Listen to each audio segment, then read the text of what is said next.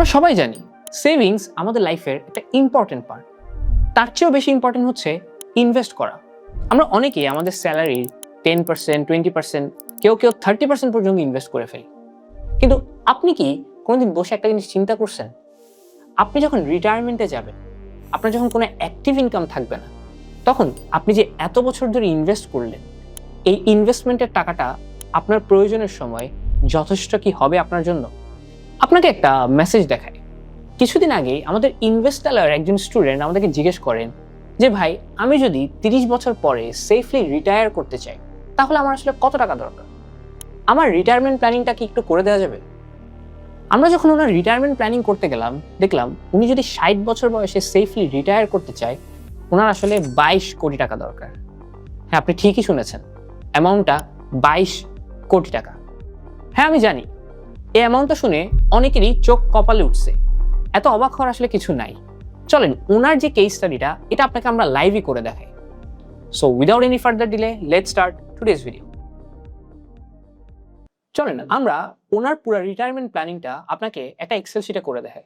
আর এই Excel শিটটা use করে আপনি যদি আপনার রিটায়ারমেন্ট প্ল্যানিং করতে চান, তাহলে এক্সেল শিটটা এই ভিডিওর ডেসক্রিপশন বক্সে ডাউনলোড করে নিতে পারেন। চলেন আমরা তাহলে ক্যালকুলেশনটা করি। উনি আমাদেরকে যেটা বললেন যে ওনার কারেন্ট এজ, মানে বর্তমান এজ হচ্ছে 30 বছর। সো আমরা এখানে 30 ফিল আপ করি। তারপরে উনি রিটায়ার করতে চান 60 বছর বয়সে।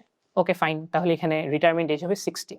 আমরা ওনাকে একটা জিনিস জিজ্ঞেস করলাম যে ওনার লাইফ এক্সপেক্টেন্সি কত, কারণ হিসাবের ক্ষেত্রে আমার লাইফ এক্সপেক্টেন্সিটা খুব ইম্পর্টেন্ট। মানে কত বছর পর্যন্ত বাঁচবেন আশা করা যায়, এটা কোনো কিছু ফিউচার শিওর না, জাস্ট একটা রাফ নাম্বার। সো উনি বললেন 80। ওকে ফাইন, তাহলে আমরা 80 ধরলাম। এখন সবচেয়ে ইম্পর্টেন্ট বিষয় যে ওনার মাসিক ইনকাম কত। উনি আমাদেরকে যেটা বললেন, উনি একটা প্রাইভেট কোম্পানিতে চাকরি করেন। সো ওনার মাসিক ইনকাম অ্যারাউন্ড 1,20,000 মতো। সো আমরা এখানে ওনার মাসিক ইনকামটা এন্ট্রি করলাম 1,20,000 টাকা। ওকে, তারপরে আসে ওনার মান্থলি এক্সপেন্স, ওনার মাসে কত টাকা খরচ হয়। উনি আমাদেরকে বললেন যে অ্যারাউন্ড 1 লাখ টাকা মতো ওনার খরচ হয়ে যায়, মানে এটা না হলেই নেই। সো 1 লাখ যদি আমি ওনার মান্থলি এক্সপেন্স ধরলাম যে মান্থলি এক্সপেন্স ওনার 1 লাখ, এখানে একটা জিরো বেশি হবে। ওকে, সো 1 লাখ টাকা। এখন প্রশ্ন হচ্ছে যে ফার্স্ট সবচেয়ে ইম্পর্টেন্ট বিষয় যে ওনার আসলে 30 বছর পরে কত টাকা দরকার, তাই না? একটা জিনিস আমি আপনাদেরকে বলে দিই, দেখেন উনি যদি এখন 1 লাখ টাকা কামায়, তাহলে আমি এখানে নিচে যদি একটু আসি, দেখেন রিটায়ারমেন্ট প্ল্যানিং এ আসতেছে monthly income needed at retirement 1 lakh টাকাই, বছরে দরকার 12 লাখ টাকা, কারণ মাসে 1 লাখ করে হলে। কিন্তু এখানে অনেক ইম্পর্টেন্ট একটা ইনফরমেশনকে আমরা বাইরে রাখতেছি, সেটা হচ্ছে কি ইনফ্লেশন। আপনি কি একটা জিনিস খেয়াল করছেন? আমরা কিন্তু এখানে অ্যাভারেজ ইনফ্লেশন ধরছি 0%, মানে আমরা কোনো ইনফ্লেশন ধরি নাই। তার মানে আমি ধরেই নিলাম যে আজকে যেটা 1 লাখ টাকা, সেটা 30 বছর পরেও ওনার 1 লাখই হবে। কিন্তু এটা আসলে কখনো হবে না। আপনি কি জানেন বাংলাদেশের inflation rate, average inflation rate 9% এর কাছাকাছি। সো আমি যখন এখানে 9% ইনফ্লেশন রেটটা বসাবো, পুরো গেমটাই তখনই চেঞ্জ হয়ে যাচ্ছে। চলেন দেখি, আমি যদি এখানে 9% ইনফ্লেশন রেট বসাই, তাহলে আপনি একটা জিনিস দেখবেন যে গেমটা চেঞ্জ হয়ে গেছে। দেখেন ওনার এখন মান্থলি এক্সপেন্স 1 লাখ টাকা, কিন্তু 9% ইনফ্লেশন রেট যদি আমি ধরে রাখি এবং ওনার বাকি আগামী 30 বছরের যে ইয়ার্স আনটিল রিটায়ারমেন্ট, কারণ ওনার এখন এজ 30 এবং উনি রিটায়ার করতে চায় 60, তাহলে ওনার বাকি আছে আর 30 বছর। সো 30 বছরে 9% করে ইনফ্লেশন অ্যাডজাস্ট করলে ওনার মান্থলি ইনকাম দরকার হবে রিটায়ারমেন্টে 13 লক্ষ টাকা করে। জি হ্যাঁ, আপনি আজকে যে 1 লাখ টাকা এক্সপেন্স করতেছেন, উনি আজকে যে 1 লাখ টাকা এক্সপেন্স করতেছে, সেম এক্সপেন্স এটার ভ্যালু হয়ে যাবে 13 লাখ টাকা মাসে। বছরে হিসাব করলে 13 × 12 মাস, তাহলে আসবে 1,59,00,000 টাকা। চিন্তা করে দেখেন, আপনি মনে করেন না যে আপনার আসলে ইনকাম বাড়তেছে, বিষয়টা এমন না। এটা সেম লাইফস্টাইল, আজকের ভ্যালুটাই 30 বছর পরে 13 লাখ টাকা হয়ে যাচ্ছে। আজকের 1 লাখ টাকার ভ্যালুই 30 বছর পরে 13 লাখ। সো একটা জিনিস দেখেন, ওনার বছরে 1,60,00,000 টাকা প্রয়োজন। এখন প্রশ্ন হচ্ছে যে এই 1,60,00,000 টাকা যদি উনি রিটায়ারমেন্টে পর থেকে খরচ করতে চায়, তাহলে ওনার আসলে কত টাকার পোর্টফোলিও দরকার, কত টাকার পোর্টফোলিও এবং কত রিটার্নে আসা দরকার। আমি ধরে নিলাম বাংলাদেশের অ্যাভারেজে যতগুলো অ্যাসেট আছে, যেগুলো আপনি সাধারণত চিন্তা করেন, সঞ্চয়পত্র, ফিক্সড ডিপোজিট, এগুলো সবগুলোর রিটার্ন আমি ধরে নিলাম অ্যাভারেজে, একটু বেশি ধরলাম, ধরেন 12%। সো আমার ওনার এক্সপেক্টেড রিটার্ন হচ্ছে 12%। উনি আমাদেরকে বললেনই, উনিও বললেন যে আমি 12% রিটার্ন এক্সপেক্ট করতেছি অ্যাভারেজে। সো আমি যদি 12% অ্যাভারেজ রিটার্ন এক্সপেক্ট করি, তাহলে একটা নাম্বার আসছে এখানে দেখেন। এই নাম্বারটা কিন্তু রিটায়ারমেন্ট প্ল্যানিং ক্যালকুলেটর অনুযায়ী সেটা হচ্ছে ওনার 22 কোটি টাকা দরকার। জি হ্যাঁ, ওনার 13 লাখ টাকার প্রতি মাসে এক্সপেন্সটাকে উনি যদি কন্টিনিউ করতে চায় 30 বছর পরে, মানে রিটায়ারমেন্টে গিয়ে, ওনার তখন দরকার 22 কোটি টাকার একটা পোর্টফোলিও। জি আমি জানি আপনি এটা দেখে হয়তো আপনার চোখ কপালে উঠছে, কিন্তু কিছু করার নেই। 12% রিটার্ন যদি আপনি চিন্তা করেন, তাহলে 22 কোটি টাকাই প্রয়োজন। এখন আমি ওনাকে একটা জিনিস জিজ্ঞেস করলাম যে ভাই আপনি মাসে কত টাকা করে ইনভেস্ট করতে পারেন? ঠিক আছে, উনি বললো আমার তো মাসে 20,000 টাকা করে সেভ হয়, বাট আমি ইনভেস্ট করতে পারি অ্যারাউন্ড ধরেন 12-13 হাজার টাকা করে পারবো মাসে ইনভেস্ট করতে। তখন আমি দেখলাম যে ওনার ইনভেস্টমেন্ট রেট হচ্ছে 10%, তার মানে প্রতি মাসে উনি 12,000 টাকা করে ইনভেস্ট করতে পারে। এখন কথা হচ্ছে আমি যদি প্রতি মাসে 12,000 টাকা করে ইনভেস্ট করি 12% রেটে, তাহলে কি 30 বছর পরে কি আমার এই 22 কোটি টাকার পোর্টফোলিওটা কি হচ্ছে? চলুন আমরা একটা ক্যালকুলেশন করে দেখাই আপনাকে। ধরে নিলাম আমি যদি একটা এসআইপি ক্যালকুলেটর চিন্তা করি, আমি যদি ধরে নিলাম উনি 12,000 টাকা করে মাসে ইনভেস্ট করতেছে, ওকে ফাইন, 12,000 টাকা করে উনি মাসে ইনভেস্ট করতেছে, ওনার এক্সপেক্টেড রেট অফ রিটার্ন হচ্ছে 12%, উনি বলে দিলেন 12%, তাহলে 30 বছর পরে গিয়ে ওনার ভ্যালুটা দাঁড়াচ্ছে দেখেন 3,70,00,000। তার মানে উনি আজকে যে 12,000 টাকা করে ইনভেস্ট করতেছেন, এটার ভ্যালু দাঁড়াবে 30 বছর পরে গিয়ে মাত্র 3,70,00,000 টাকা। কিন্তু ওনার প্রয়োজন আসলে কত টাকা দেখেন, 22 কোটি টাকা। তার মানে 3,70,00,000 দিয়ে উনি কোনোভাবেই 30 বছর পরে সার্ভাইভ করতে পারবেন না। তো চলেন আমি দেখি যে 22 কোটি টাকার পোর্টফোলিও বানাতে হলে ওনার আসলে কত টাকার প্রয়োজন, প্রতি মাসে কত টাকা করে ওনার এসআইপি করতে হবে। তাহলে আমি যদি এসআইপির অ্যামাউন্টটা বাড়াই অল্প অল্প করে, আমি এসআইপির অ্যামাউন্ট গেলাম 50,000-এ, ওকে ফাইন। 50,000 যখন আমি একটু করলাম, দেখা যাচ্ছে এখানে ভ্যালু আসতেছে 15 কোটি, তাও কিন্তু মিলে নেই, লাগবে 22 কোটি। সো আরেকটু সামনের দিকে যাই, দেখেন আমি 60,000 করলাম, তাও কিন্তু মিলে নেই, 19 কোটিতে আসছে। আমি যদি আরেকটু সামনের দিকে যাই, এখন মিলল।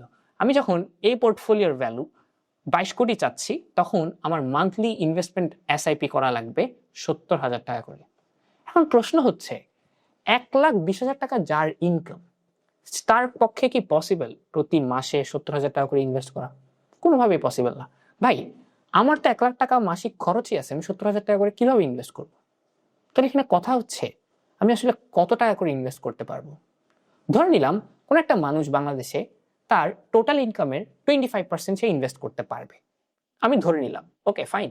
তার মানে ওনার 1,20,000 টাকার যদি ওনার ইনকাম হয়, তাহলে ওনার 4/1 যদি ইনভেস্ট করতে পারে, এই যে ধরেন 30,000 টাকা যদি উনি ইনভেস্ট করতে পারে, তাহলে ওনার পোর্টফোলিও ভ্যালু কত হইতে হবে?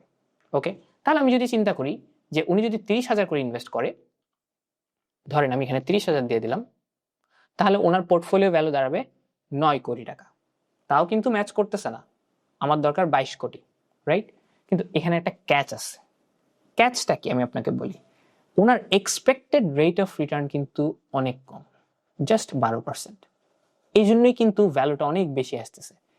উনি যদি কোন একটা অ্যাসেট থেকে এমন অ্যাসেটে যদি ইনভেস্ট করতে পারেন যেখানে রিটার্নটা একটু বেশি আসবে, ফিক্সড ইনকামের অ্যাসেট বাদ দিয়ে উনি যদি অন্য কোনো অ্যাসেটে ইনভেস্ট করতে পারেন যেখানে রিটার্নটা 12%-এর চেয়েও সামান্য বেশি আসবে, তাহলে কিন্তু পোর্টফোলিওর ভ্যালুটা এবং ওনার পুরো গেমটা চেঞ্জ হতে পারে। দেখাই আমি আপনাকে, আমি যদি এখানে ওনার জন্য রিটার্নটা 12% না চিন্তা করে ওনার অ্যাসেট থেকে রিটার্নটা 15% চিন্তা করি, তাহলে কিন্তু আমার আর 22 কোটি টাকা প্রয়োজন নেই, তখন আমার প্রয়োজন জাস্ট 17 কোটি টাকা। এই 17 কোটি টাকাতে উনি রিটায়ার করে ফেলতে পারবেন 17 কোটি টাকার পোর্টফোলিওতে। তাহলে চলেন দেখি এই 17 কোটি টাকা ম্যাচ করার জন্য এখন আমার কি প্রয়োজন। আমি যদি এখানে একটু যাই, 17 কোটি টাকা যদি আমার প্রয়োজন হয়, তাহলে আমার রিটার্নটা এখানে বাড়াতে হবে। রিটার্ন আমি বাড়ালাম যে 15% করে, রাইট? আমার রিটার্ন আসতেছে 15%, রাইট? সো 15% রিটার্নে যদি উনি সেফলি মাসে 30,000 টাকা করে ইনভেস্ট করতে পারে, তাহলে ওনার টোটাল পোর্টফোলিও ভ্যালু দাঁড়াবে 16,95,00,000, মানে 17 কোটির কাছাকাছি। তার মানে 30,000 টাকা করে যদি উনি মাসে ইনভেস্ট করতে পারে 15% রেটে, তাহলে কিন্তু উনি 30 বছর পরে গিয়ে খুবই ইজিলি সেফলি 17 কোটি টাকা নিয়ে রিটায়ার করতে পারবে। কিন্তু প্রবলেম এখানে আরেকটা, ভাই বাংলাদেশে এমন কোনো অ্যাসেট কি আছে আদৌ যারা 15% রিটার্ন দিতে পারবে 30 বছরের জন্য? আমরা ফিক্সড ইনকাম সিকিউরিটিজ, যেগুলো ফিক্সড ডিপোজিট, সঞ্চয়পত্র, এগুলোতে তো 10-11%-এর বেশি পাই না এভারেজে, তাও ফিক্সড ডিপোজিট আরো কম পাই। আপনি এখানে বললেন 15% রিটার্ন দরকার, উনি এটা কিভাবে আনবে? আমি আপনাকে একটু বলি, বাংলাদেশে ফিক্সড ইনকামের বাইরে 15% রিটার্ন আনার জন্য একটা মাত্র জায়গায় আছে, সেটা হচ্ছে বিজনেস। উনি যদি পার্সোনালি কোনো বিজনেস করতে পারে, ওখানে কিন্তু রিটার্ন ইনফাইনিটে আসতে পারে, জাস্ট 15 না 25% করে আসতে পারে মাসে। কিন্তু প্রবলেমটা হচ্ছে উনি আমাদেরকে যেটা বললেন যে ওনার পক্ষে চাকরির পাশাপাশি এখন একটা বিজনেস করা সম্ভব না। তখন এখানে আরেকটা অপশন আসছে, সেটা হচ্ছে স্টক মার্কেট। কেন আমি আপনাকে বলি, আপনি যদি কোনো ধরনের বিজনেস নিজে করতে না পারেন, তাহলে আপনার উচিত হবে একটা ভালো বিজনেসের প্যাসিভ ওনার হওয়া। কিভাবে? ধরেন আমি নিজে কোনো বিজনেস করতে পারলাম না, তাহলে আমি কি এটা করতে পারি না যে আমার কিছু টাকা আমি একটা ভালো ব্যবসায় ইনভেস্ট করে রাখলাম, যে ব্যবসাতে সিকিউরিটি আছে, যে ব্যবসা সহজে ডুববে না, যে ব্যবসা বাংলাদেশে অনেকদিন ধরে প্রুভেন ওয়েতে বিজনেস করছে। হ্যাঁ, এরকম বাংলাদেশে বড় বড় কোম্পানিগুলো আছে, অনেক কোম্পানি আছে যারা বাংলাদেশে 30-40 বছর ধরে সুনামের সাথে ব্যবসা করছে। কিন্তু এই কোম্পানিগুলোতে ইনভেস্ট করতে হলে আপনাকে যেতে হবে স্টক মার্কেটে। কিন্তু বাংলাদেশে একটা প্রবলেম আছে, বাংলাদেশে যখনই আমি স্টক মার্কেটের নাম বলি তখন ম্যাক্সিমাম মানুষ আসলে ভয় পেয়ে যায়। আর যারা ইনভেস্ট করে তারা না শিখে, না বুঝে, না জেনে ইনভেস্ট করে দেয়। সো আপনি যদি বুঝে শুনে বাংলাদেশের স্টক মার্কেটে ইনভেস্ট করতে পারেন, তাহলে আপনার রিটার্নটা কিন্তু এই 15-16%-এর আশেপাশে আসতে পারে। এখন প্রবলেম হচ্ছে বাংলাদেশে বুঝে শুনে যে ইনভেস্ট করতে হবে, কিভাবে ইনভেস্ট করতে হবে, কিভাবে একটা ভালো স্টক সিলেক্ট করতে হবে, এটার জন্য কোনো প্ল্যাটফর্ম নেই। সো এই জন্যই আমাদের ইনভেস্টাররা এখানে অনেক বড় একটা হেল্প। আমরা এই প্ল্যাটফর্মটাই রেডি করছি যাতে আমরা মানুষকে স্টক মার্কেটের ব্যাপারে ইন্টারেস্টেড করতে পারি, আমরা যাতে মানুষকে শিখাইতে পারি, বুঝাইতে পারি যে স্টক মার্কেটে কিভাবে ভালো কোম্পানিগুলোতে ইনভেস্ট করা যায়, শিখে বুঝে এবং জেনে। আপনিও যদি আমাদের ইনভেস্টারলাই কমিউনিটির মেম্বার হতে চান, তাহলে আমাদের ইনভেস্টারের ওয়েবসাইট www.investorlay.com ভিজিট করে দেখতে পারেন। সো চলেন এখন আমরা ওনার ক্যালকুলেশনটা শেষ করি যে ওনার আসলে কত টাকা ইনভেস্ট করা দরকার এবং উনি কি বর্তমানে যে টাকাটা ইনভেস্ট করছেন সে জায়গায়, সে পথে আছেন কিনা। চলেন, ওনার ইনভেস্টমেন্ট দরকার 30,000 করে, তাহলে দেখেন উনি ইনভেস্ট করছেন 12,000 করে। আমি যদি এখানে দরকার 30,000 বসাই, তাহলে দেখেন একটা জিনিস, উনি জাস্ট ওনার টোটাল যত টাকা দরকার তার চেয়ে মাত্র 40% ইনভেস্ট করছেন। এই জন্য এখানে একটা কমেন্ট আসছে, you need to invest more. So উনি যদি এটা কোনোভাবেই আপনার 30,000 করে দিতে পারেন ইনভেস্টমেন্টটা, তাহলে দেখবেন এখানে কমেন্ট চলে আসবে ডুইং ওকে, মানে হচ্ছে ওনার যেটা ইনভেস্টমেন্ট করা দরকার এই পোর্টফোলিওটা হিট করার জন্য সেই ইনভেস্টমেন্টটা উনি করছেন। সো আপনারাও যদি এই পোর্টফোলিও, এই ক্যালকুলেটর, এই প্ল্যানিং ইউজ করে আপনাদের নিজেদের রিটায়ারমেন্টটা দেখতে চান, বুঝতে চান, একটা ছোট আন্দাজ করতে চান, তাহলে এটা আমাদের ডেসক্রিপশন বক্স থেকে ডাউনলোড করে আপনি নিজেও ইউজ করতে পারেন।